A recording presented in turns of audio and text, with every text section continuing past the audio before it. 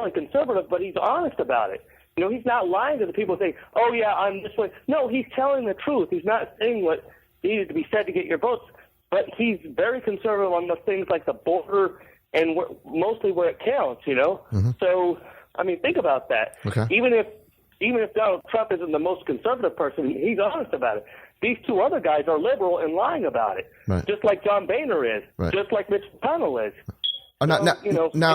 Now, Jay, you're from Texas. So did you vote? Who did you vote for in Texas? Did you vote for Trump or for Ted Cruz? I voted for Donald Trump, obviously. But the thing about it is Greg Abbott, our very corrupt governor, who somehow did not investigate. Whoa, everybody loves Greg Abbott. Whoa. Justice, who had a pillow over his face.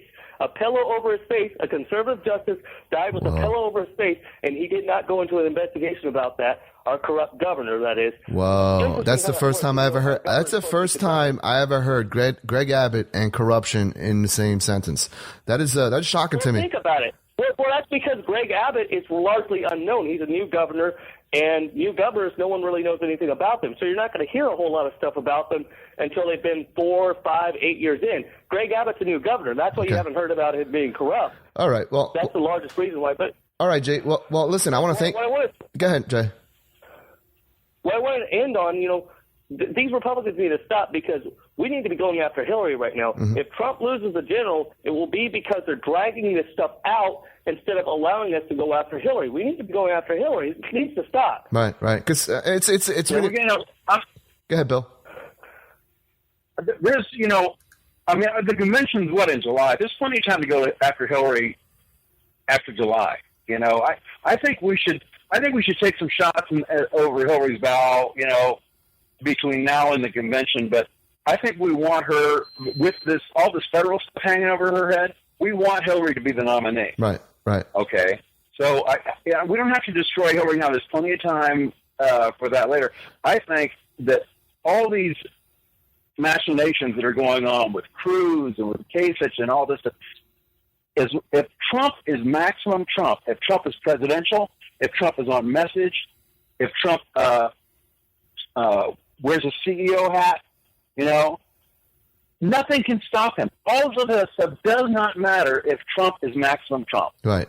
This is his to win, his to lose right now. I don't think any of these guys can beat him. Right. I think the only person that can beat Donald Trump in this race is Donald Trump, and I don't think Donald Trump's going to beat himself. All right, well, you're listening to The Silent Majority here on New Media Patriot Radio. The number to call is 347-338-1775 on the Rebooting Liberty hotline. I have my co-host for the night, Bill Mitchell, and I also have Gavin Mitchell, who's on the line from Texas. Gavin, let's go back to you. Where do you see Ted Cruz going? I mean, you're from Texas, obviously. Where do you see Ted Cruz going from here? Like, where do you see, what states will he be most competitive in going forward? Well, I think anybody that answers that, it's a pure guess, Chris. Right. It's a pure guess because nothing makes sense in this election. Because we go back to Iowa, it makes sense that Ted Cruz captures the evangelical vote. But after Iowa, he hasn't. Donald Trump has. Right. And it's just, that's one demographic example of this vote making no sense whatsoever, and nobody knows what's coming next. Right. Do I think he has a real opportunity to compete?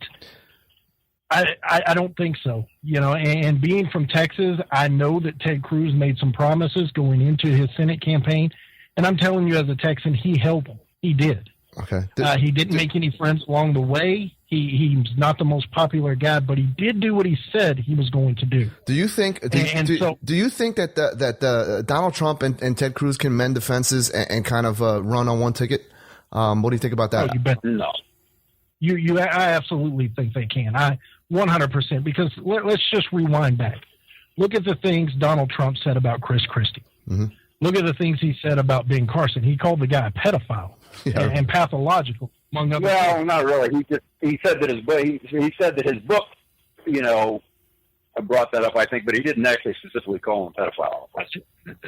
Semantics, in my opinion. What the people heard was that he called him babe. You look at all the things. You see that commercial running now about women. None of this stuff seems to stick, but when it comes time to mend the fence and move forward, For some reason, Chris Christie and for some reason Ben Carson are able to. Right. Ted Cruz is going to look at the big picture here. He has a future. He's a young guy. Mm-hmm. He needs to take the next logical step. What is the next logical step? Is it governor of Texas? Is it continuing in the Senate?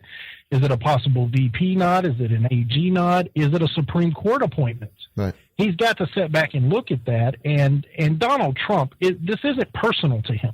It's not even close to being personal. It's amusing to him is what it is.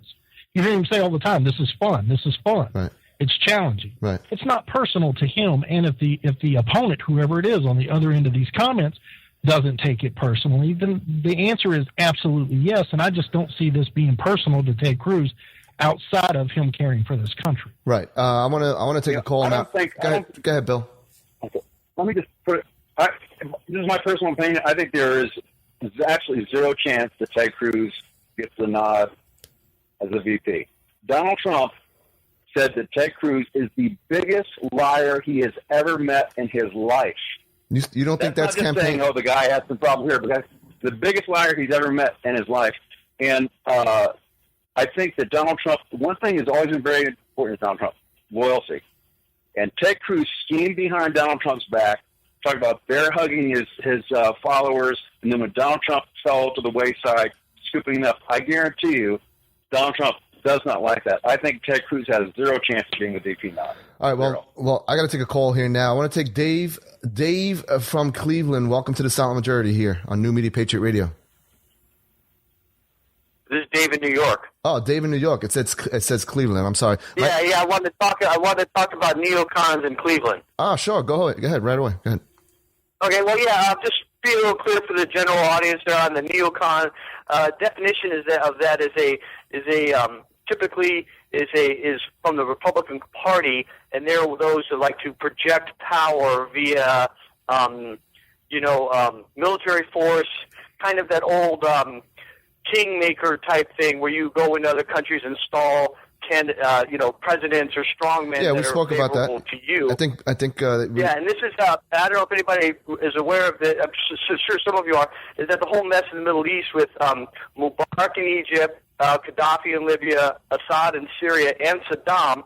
All four of those guys wanted to get off of the petrodollar, and that is totally unacceptable. And that's why you see the United States going after, in particular, those four guys. I mean, why these four guys? If you connect the dots, it's all four of those guys want to get off of the petrodollar. The petrodollar is basically a big money laundering scheme. Mm-hmm. So anyway, that's what that's all about. And I think what's very interesting is Trump is not a neocon. I mean, when they asked him about North Korea, all the other guys on stage were like, "Well, we need to preempt it. We need to do this. We need that."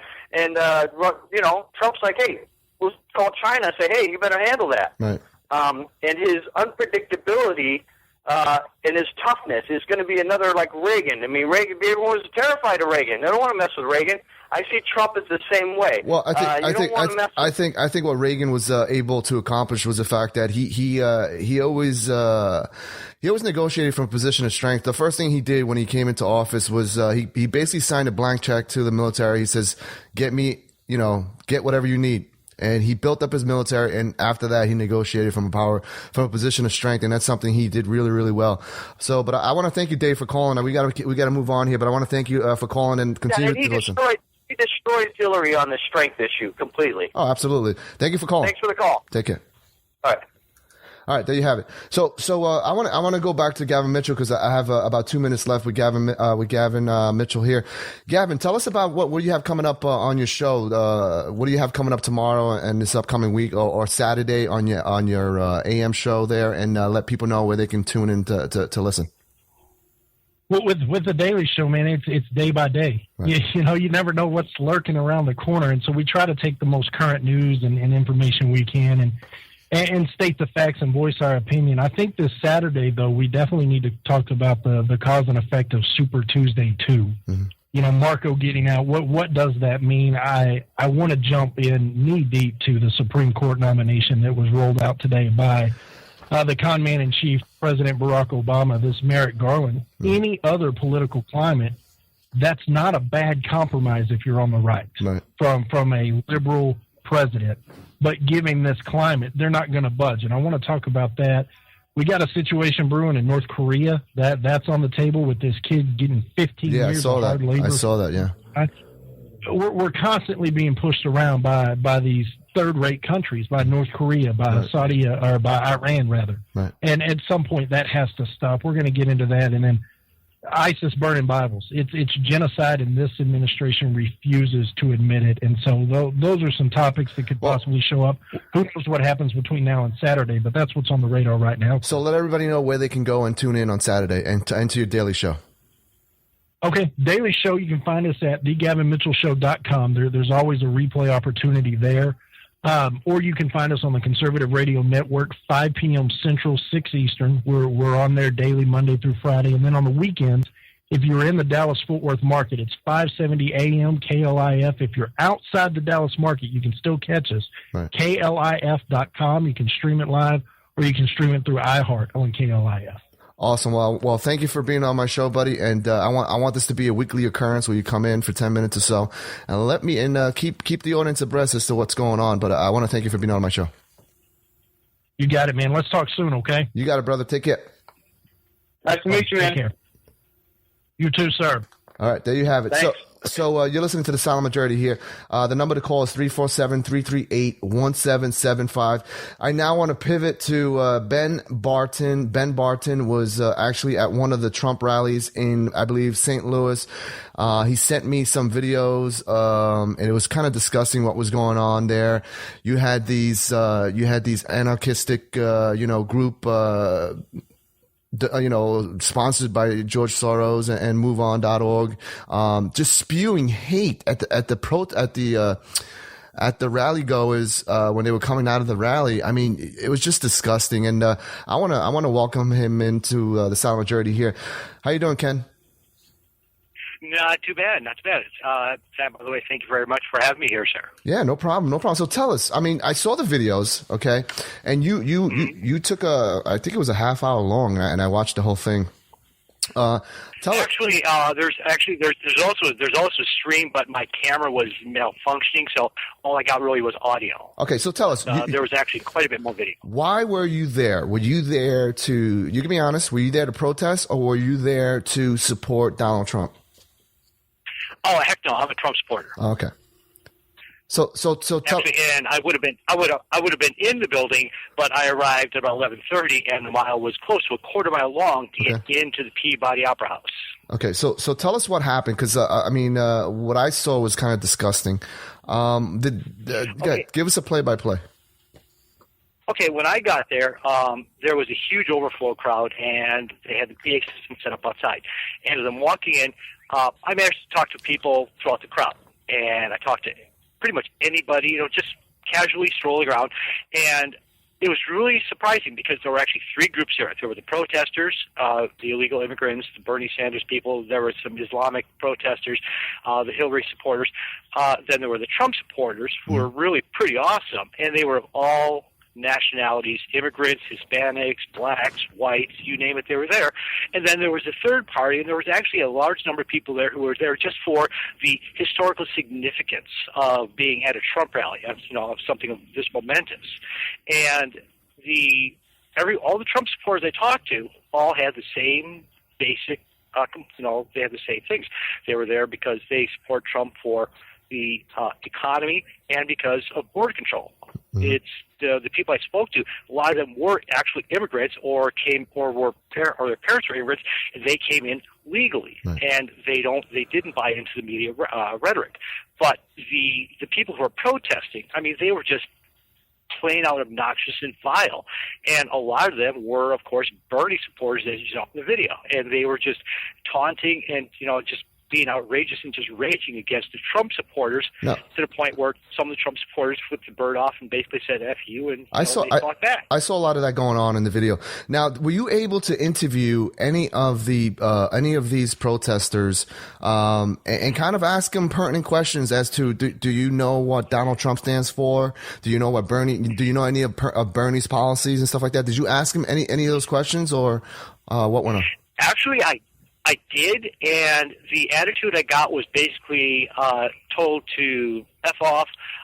Told that I'm a KKK racist because I'm a Trump supporter. Okay. Sounds right. And Sounds about right. Had a couple of cases where it had a couple people actually threaten to kick my ass. I'm looking at him thinking, you better pack a lunch and bring your A game, son. Yeah, well, you're a Marine.